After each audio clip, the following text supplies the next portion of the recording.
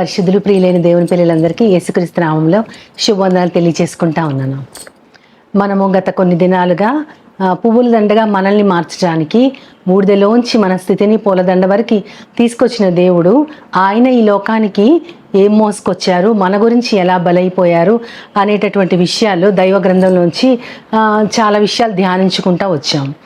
అయితే ఇటీవల కాలంలో సోషల్ మీడియాలో చాలామంది యేసుక్రీస్తు వారి మాటల్ని, ఆయన గురించినటువంటి విధానాన్ని, ఆయన అర్పించిన ప్రాణం దాని గురించి అది ఒక చేతగానితనంగా చాలామంది మాట్లాడుతూ ఉన్నారు. అందులో ఒక అతను ఎప్పటి నుంచో అసలు అతనే మెయిన్గా స్టార్ట్ చేశారు. ఒక ఆయన ఏమన్నారంటే, 3 మేకులుతో కొట్టబడిన మీ దేవుడు ఆ మేకులు తనకి తానే పీక్కోలేడు, ఆయన మిమ్మల్ని ఎలా రక్షిస్తాడు అని. అంటే వారు రక్షణ అంటే కేవలము అది ఒక బాహ్య సంబంధమైన రక్షణ, ఒక బలవంతుడైన వాడే మనల్ని రక్షించగలడు, శారీరకంగా ఎంతో బలిష్ఠుడైన వాడు మనల్ని రక్షించగలుగుతాడు, లేదా ఎన్నో గొప్ప శక్తులు ఉన్నవారు తన యొక్క మంత్రాల చేత మనల్ని రక్షించగలరు. కానీ తానే నిస్సహాయంగా సిలువకు వేలాడుతూ ఉన్న ఒక మానవుడు మిమ్మల్ని ఎలా రక్షిస్తాడు? అసలు ఈ మానవుడు ఈ దేశానికి చెందినవాడు కాదు, మీరెందుకు అతన్ని యాక్సెప్ట్ చేస్తున్నారు? ఒకరు రేజ్ చేసిన ఈ క్వశ్చన్ని చాలామంది అదే మాట్లాడుతూ ఉన్నారు. నేను రీసెంట్గా కూడా సేమ్ ఇదే క్వశ్చన్ ఇంకొక ఛానల్లో మాట్లాడుతూ వారు కూడా ఇదే క్వశ్చన్ వేశారు. ఆ అడిగిన అమ్మాయి చాలా చిన్నది, చాలా వయసులో చాలా చిన్నది, బహుశా 22-23 ఇయర్స్ ఉంటాయేమో. అంత చిన్నమ్మాయి కూడా ఈ మీడియా వల్ల ఆమె ప్రభావితం అయిందో ఏమో. ఆమె చాలా హేళనగా, నిజమే కదా, అసలు ఈ దేవుణ్ణి ఎందుకు వీళ్ళు పూజిస్తున్నారు, ఆయనే 3 మేకులకు వేలాడి తనను తాను రక్షించుకోలేనప్పుడు అసలు మిగతా వారిని ఎలా రక్షిస్తాడు? మళ్ళీ ఆయనకు రక్షకుడు అని ఒక పేరు. ఈ విధంగా హేళనగా మాట్లాడుతూ ఉంటే, అంటే మనము మన దేవుని యొక్క గొప్పతనము, ఆయన త్యాగము తెలిసిన మనకి ఆ మాటలు చాలా చివుక్కుమని గాయాన్ని కలిగిస్తాయి. కానీ పదే పదే వింటంటే గాయాన్ని కలిగించడం బదులు వారి మీద జాలి, అయ్యో వీరు ఎప్పుడు రక్షించబడతారు, వీరు ఎలా రక్షించబడతారు, మన దేవుని గొప్పతనాన్ని, ఆయన ఒక ప్రాంతానికి చెందిన దేవుడు కాదు కానీ ఆయన సర్వమానవాళి కోసం తన ప్రాణాన్ని సమర్పించాడే, అట్లాంటి దేవుణ్ణి మనం ఎలా ప్రకటించాలి, వారు ఎలా స్వీకరిస్తారు, ఎప్పుడు స్వీకరిస్తారనే ఆతృత నాలో బయలుదేరింది. నిజానికి మనుషులందరి మీద ఆ ఎంపతి మనకు ఉంటుంది. అంటే మనము దేవుని బిడ్డలుగా ఉంటూ మనల్ని మనం సరిదిద్దుకుంటూ దేవుని మార్గంలో ఉంటూ దేవునితో సదాకాలము జీవించడానికి వెళ్ళబోతున్నాం అనే ఆనందము, నిశ్చయత గనక మనకు ఉంటే మన తోటి వారి పట్ల ఆ ఎంపతి మనకు వస్తుంది. కాబట్టి సిలువని వాళ్ళు ఒక బలహీనతగా చూస్తున్నారు. ఎందుకంటే యెషయా గ్రంథం 53వ అధ్యాయం మళ్ళీ మన ధ్యానంలోకి వద్దాము. 4వ వచనంలో ఏముంది? నిశ్చయముగా అతడు మన యొక్క రోగములను భరించెను, మన వ్యసనములను వహించెను. మన రోగాల్ని ఆయన భరించారు, మన వ్యసనాల్ని వహించారు అని నిశ్చయముగా అని స్టార్ట్ చేశారు. నిశ్చయముగా అంటే ఇదేదో ఊహ కాదు, ఖచ్చితంగా మెస్సియా వస్తారు, ఇది ప్రవచనం. మెస్సియా వస్తారు, నిశ్చయముగా అతను ఒక్కడే ఈ పని చేయగలడు ఖచ్చితంగా. ఎందుకంటే ఇది ప్రవచనం కాబట్టి ఖచ్చితంగా మనందరి రోగాల్ని ఆయన భరిస్తారు, మనందరి వ్యసనాల్ని ఆయన వహిస్తారు. అయినను, అక్కడ ఎంత బాగుంటుందో మాట, అయినను మనము అతనిని బాధపరచబడిన వానిగాను, మొత్తబడిన వానిగాను, శ్రమపరచబడ్డ వానిగాను ఎంచితిమి. అతడు మన బాధల్ని భరించటానికి, మన రోగాల్ని భరించటానికి వచ్చి మన పాపాలన్నిటినీ ఆయన మోస్తూ ఉంటే మనం ఆయన్ని ఎలా ఎంచాము, ఎలాగ మనం ఆయన గురించినటువంటి తలంపులు కలిగి ఉన్నామంటే ఆయన ఒక శాపగ్రస్తుడు, అందుచేత దేవుని చేత శిక్షించబడుతున్నాడు. ఆయన పాపి కాబట్టే ఆయన మొత్తబడ్డాడు. ఆయన ఎన్నో భయంకరమైన కృత్యాలు చేశారు కాబట్టే ఆయన బాధపరచబడుతున్నాడు, శ్రమపరచబడుతున్నాడు అని మనము భావిస్తున్నామంట. అంటే అలా ఇప్పుడు మనం భావించకపోవచ్చు, కానీ ఆ కాలంలో అనేక మంది, ఇప్పటి కాలంలో కూడా అన్యులు చాలామంది అలాగే భావిస్తూ ఉన్నారు.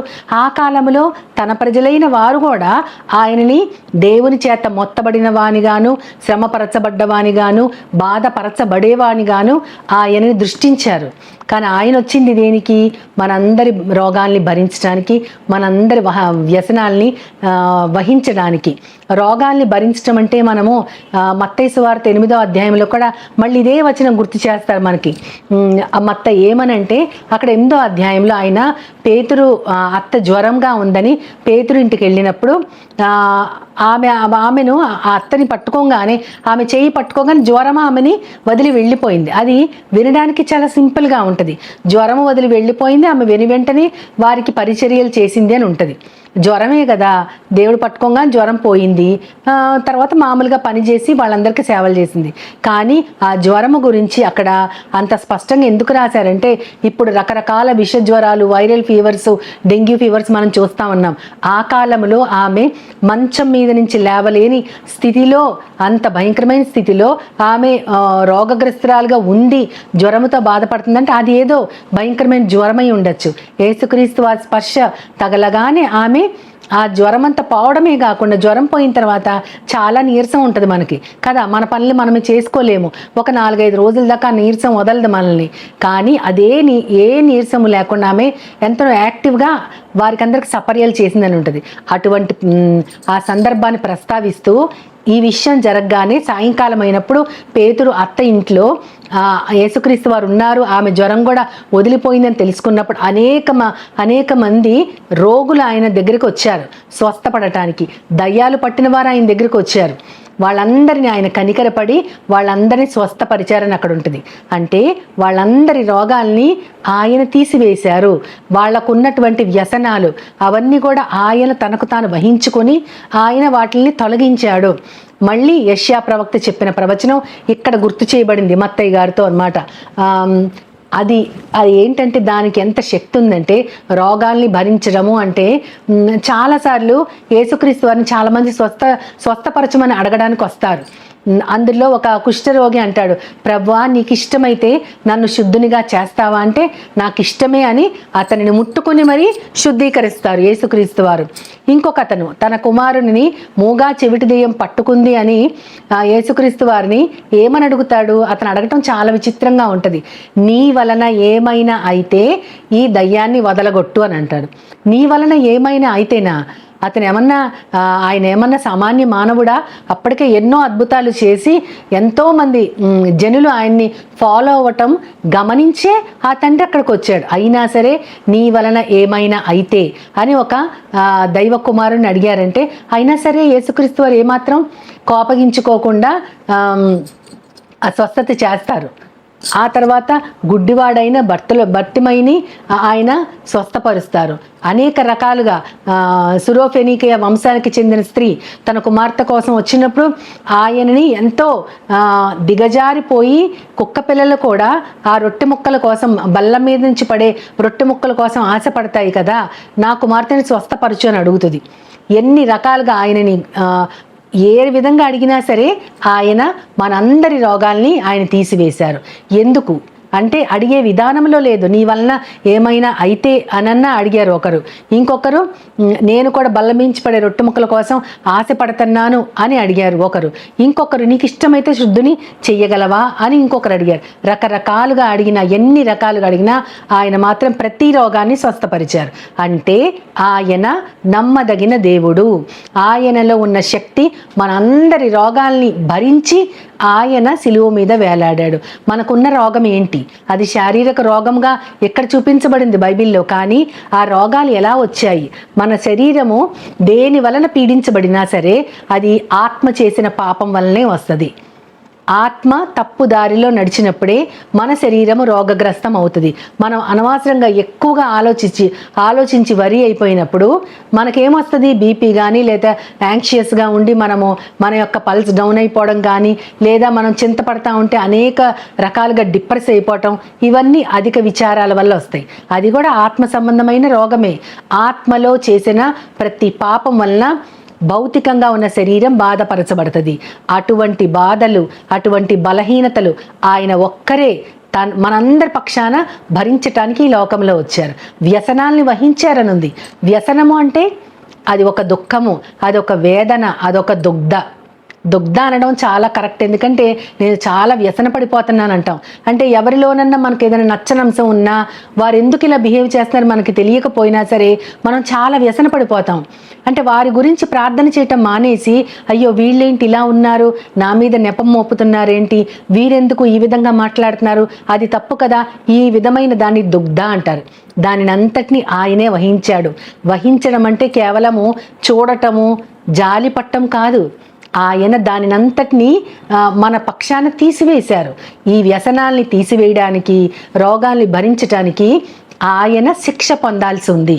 ఆ శిక్ష మనం పొందాలి. కానీ ఆయనే శిలువ మీద శిక్ష పొందుతూ మనందరి దోషాలని, పాపాలని, అపరాధాలని ఆయన ఒక్కరే తుడిచేయగలిగిన పవిత్రమూర్తి, పరిశుద్ధుడు, శక్తిమంతుడు, దైవకుమారుడు, అద్వితీయుడైన యేసుక్రీస్తు వారు. ఆయన మన కోసము శరీరము, పేతురు గారు రాసిన పత్రికలో కూడా ఉంటుంది. ఆ 2వ పత్రిక 2వ అధ్యాయం 24వ వచనంలో, మొదటి పత్రిక 2వ అధ్యాయము 24వ వచనంలో ఏమని ఉంటుందంటే, ఆయన మన పాపములను తన శరీరమందు శిలువ మీద మోసెను అని ఉంటుంది. మనందరి పాపాలని, బలహీనతల్ని అన్నిటినీ కూడా శిలువ మీద తన శరీరంలో మోసారు. మోసి మనందరం పొందాల్సిన శిక్ష ఆయన ఒక్కరే పొందారు. ఎంత గొప్ప దేవుడు! మన పక్షాన ఆయన శ్రమ పడుతున్నాడు, మన పక్షాన బాధపడుతున్నాడు, మన పక్షాన ఆయన మొత్తబడ్డాడు. అయినా సరే నిశ్చయముగా అతను ఒక్కడే ఆ పని చేయగలడు, ఆయన ఒక్కడే ఆ పని చేయగలడు. అయినా సరే మనము ఆయనని దోషిగా ఎంచుతున్నాం. ఆయన ఏదో తప్పు చేశారు, ఆయన దేవునికి వ్యతిరేక కాబట్టి ఈ విధంగా ఉన్నారు. శిలువ ఆ రోజులలో శిలువ మీద వేలాడేవాడు శాపగ్రస్తుడు అని రాయబడి ఉంది. ఆ రోమన్ ఎంపైర్లో ఆ శిలువ శిక్ష అంటే చాలా భయంకరమైన, నీచమైన శిక్ష. అది చాలా భయంకరమైన, వారికి ఘోరమైన పాపులుగా ఆ ఎలిగేషన్ ఉన్నవారు వారు మాత్రమే ఆ శిలువ శ్రమకి గురి చేయబడతారు. అటువంటి శిలువ శ్రమని ఆయన మోసేంటే ఆయన ఎంత పాపేో అని మనుషులు అనుకుంటా ఉన్నారు. కానీ ఆయన మన పక్షాన ప్రతి రోగాన్ని భరించారు, ప్రతి వ్యసనాన్ని ఆయన వహించారు. ఎంత గొప్ప దేవుడు! మన పక్షాన ప్రతి దానిని, ప్రతి చిన్న దానిని ఆయన ఒక్కరే మోసి మనందరి పక్షాన శిక్ష పొందిన ఆయన, ఆ శిలువ మిగతా వారికి వెర్రితనము. శిలువ యొక్క శ్రమ అది మన కోసము ఆయన భరించిన శిక్ష అని తెలియని వారు ఒక వెర్రితనంగా చూస్తున్నారు. అదే ఉందిగా కొరింథీయులకు రాసిన పత్రికలో పౌలు గారు చెప్తా ఉంటారు, శిలువ వారికి వెర్రితనము, కానీ మనకు దేవుని శక్తి, అది దేవుని కార్యము, దేవుని రక్షణ, అది దేవుని శక్తి. శిలువ మనకి దేవుని శక్తి, వారికి ఒక వెర్రితనము. వారి గురించి మనం ప్రార్థన చేసి దేవుని యొక్క శక్తి తెలుసుకుంటే మనతో పాటు దేవుని యొక్క రాజ్యాన్ని వారు కూడా రుచి చూస్తారు అన్న ఆలోచన మనకుంటే, ఈ రోజు నుంచే మన దేవుడు మనందరి పక్షాన ఆయన అందరి కొరకు విమోచన క్రయధనంగా తన ప్రాణాన్ని సమర్పించారని నిన్నటి దినాన్ని చూసాము. కాబట్టి అందరి కొరకు చేసిన ఆ యొక్క గొప్ప కార్యము అది రక్షణ కార్యముగా భావించాలి తప్ప అది ఒక వెర్రితనముగా వారు హేళన చేయకూడదు.